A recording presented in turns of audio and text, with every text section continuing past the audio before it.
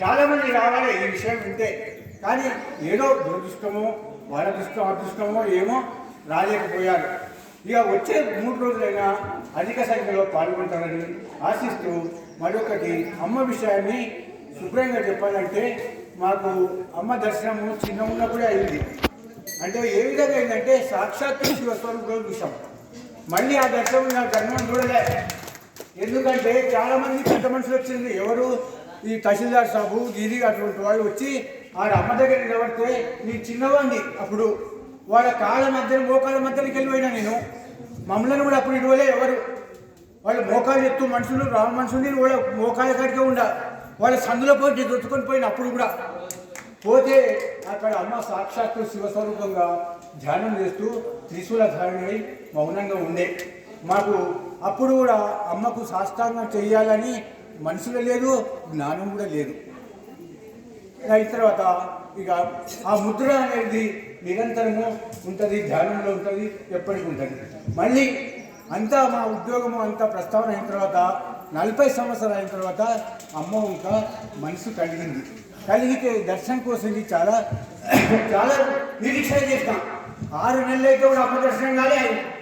ఏమనుకున్నాను, లేకుంటే మన దైవం లేదని అనుకుంటే ఒక రోజు వచ్చి మళ్ళీ కూర్చున్నా. ఇక్కడ కూర్చుంటే అందరూ తెల్ల బట్టల వాళ్ళనే లోపలికి ఇచ్చిండ్రు. తెల్ల బట్టలు ఎవరుంటే వాళ్ళకి ఇచ్చిండ్రు. బోన్లే నేను తెల్ల బట్టలు ఉట్టుకున్నాడు, పైజామా నడిచాడు, తెల్లగా ఉట్టుకున్నాను. అమ్మ దర్శనం కోసంకి ఒక తెల్ల బట్టలు ఒక డ్రెస్ ఉట్టుకున్నా, తెల్ల డ్రెస్ పైజామా నడిచాడు. ఆ డ్రెస్ వేసుకొని పోతే ఎప్పటికీ పైగా డ్రెస్ డ్రెస్ చూస్తే మా ఫ్రెండ్స్ కూడా ఏమంటారు, లేదు సార్ బాగుంది ఇక ఉండాలి. అదే అక్కడ వస్తుంటే పోతుంటే ఆ కాలే దర్శనం అయినా తెల్లబడి వేసుకొని పోతే మూతగడ్డి పోతుంది. మూతగడ్డి పోతే లేదు మాంసం వేసుకోవడం లేదండి. 6 నెలలు తిరిగితే కూడా మాంసం వేసుకోవాలి మాట. అది ఒకటి మీరేగా డ్రెస్ సరిగ్గా గుణం పోగలే కదమ్మా, గుణం పోగ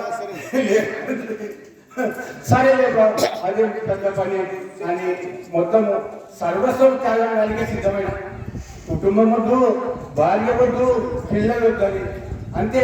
అమ్మ ఉండి కాపాడింది, అమ్మ ఉండి కాపాడింది. పాఠశాల ఇచ్చి అమ్మ దగ్గర శాస్త్రాన్ని వేసి నిలబడితే ఏమన్నది, నాయన అప్పటిదాకా మీరు ఇప్పుడు రావడం లేదు అని. మీరు అప్పటిలాగా ఇప్పుడు రాగా అని చెప్పే అప్పుడు అంటే ఇక లేదమ్మా ఇప్పటి నుంచి వస్తాను. అప్పటి నుంచి 20 సంవత్సరాల వరకు రోజు ఆదివారం తప్పకుండా వస్తాను. ఆదివారం అందరూ అంటారు ఇక్కడ ఉంటాడని అంటారు.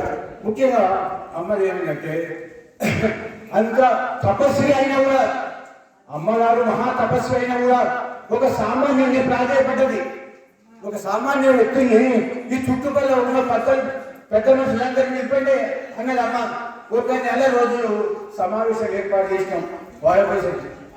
ఒకరోజు కాదు, నెల 2 నెలలు సమావేశాన్ని ఏర్పాటు చేసినాము. ఏర్పాటు చేస్తే అమ్మ ముందర సరే అనేది మళ్ళీ తీరా పోతే వాళ్ళ మార్గం వాళ్ళు అనుసరించుకుంటూ వెళ్ళిపోయే వాళ్ళు. మళ్ళీ ఏమన్నా ఒకసారి ఏమైందంటే ఈ ప్రభుత్వ అధికారులు వచ్చారు, జీవన బంద్ చేయాలని ప్రభుత్వ అధికారులు వచ్చారు, పోలీసులు వచ్చారు, న్యాయవాదులు ఉన్నారు, అధికారులు ఉన్నారు. అమ్మ ఒకసారి గవర్నమెంట్ ఏమన్నది, ఒకవేళ ఈ మూర్ఖులకు దొరకదు కదా, అమ్మ సత్యకుంటే కూరం చేయలే, పండం చేయలే, అమ్మని ఇట్లా ఏం చేస్తుంది, మొగులు గుట్టినప్పటి నుంచి మొగులు ఉన్నారు, భూమి గుట్టినప్పటి నుంచి ఉన్నారు. నేను ఈ మధ్య వచ్చి అమ్మ ఏం పని చేస్తుంది కాదు పని అని అన్నారు మూర్ఖులు చాలా మంది. ఆ కాలంలో ఈ విధంగా స్పష్టంగా చేసిండ్రు. మేము ఎన్నో గొప్పగా మంచిగా అవసరం లే మనకు అని అన్ని. ఒక రోజు అందరు వచ్చి లోపల ఇక్కడ అమ్మ దర్శనం ఇచ్చింది. దర్శనం ఇస్తే ఒకే ఒక హెచ్చరిక చేసింది. ఒకటే హెచ్చరిక, చూడు నాయన నీ పువ్వులు పండ్లు అన్నీ ఏం చేస్తావో చేయలేదు. రాముడు కృష్ణుడు వాడు ఏ విధంగా భక్తులతో చేసుకున్నాడో ఆ విధంగా ఈ కార్యం నెరవేర్చాలని అన్నది. మళ్ళీ ఒకటి ఏమన్నది, ఒకవేళ మేమే చేస్తే మీరందరూ బట్టలు ఇచ్చి ఇళ్ళల్లో ఊడ్చుకోవాలి చూడండి హెచ్చరిక. ఒకవేళ నేనే అది చేయడానికి పోతే మీరందరూ ఊరికే ఇళ్ళలో కూర్చోవలసి వస్తుంది. మీ పనులు లేకుండా, మీ ఉద్యోగం లేకుండా, ఏమి లేకుండా అని చాలా స్పష్టంగా చెప్పింది. ఆ ఒక్క మాటకు అందరి శరీరాలన్నీ గుగ్గురు పొడిచి ప్రవేశమయ్యి మళ్ళీ ఎట్లయిందంటే వాళ్ళకు ఆ దానిపైన చాలా అభివృద్ధి కలిగింది. ఈ విధంగా ప్రభుత్వాలు చేయండి, అది చేయడం అని పని కూడా ఒక అమ్మ తన తపశ్శక్తి ద్వారానే సాధించుకున్నది.